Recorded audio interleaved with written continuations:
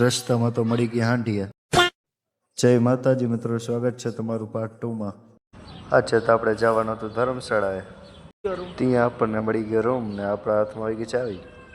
પછી આપણે નીકળી ગઈ નાસ્તો કરવા માટે. ખાડામાં પડી ગઈ જીસીબી. આગળ રસ્તામાં આવી ગયા હાંડિયા. તમે તો કદી જોયા નહીં હોય. અચ્છા. પછી નાસ્તો કરીને આવીને આપણે કરી લીધો આરામ. A few moments later. આરામ કરીને આપણે આવી ગયા દર્શન કરવાના. આ છે દ્વારકાનો મેઇન ગેટ. પછી અંદર જતા જ પેલું આવી ગયું પાર્કિંગ. પછી આપણે આવી ગયા દર્શન કરવા. દર્શન કરીને પછી આપણે નીકળી ગયા ફોટા પાડવા, કેમ કે ત્યાંનો વ્યૂ સારો આવતો હતો. ફોટા પાડીને ત્યાં તો અંધારો થઈ ગયો હતો. પછી આગળ લાઈવ આરતી થતી હતી તો આપણે ત્યાં ઉપર રહી ગયા. પછી આપણે આવી ગયા બજરંગ દુકાને. ત્યાં આપી લીધી આપણે લચ્છી.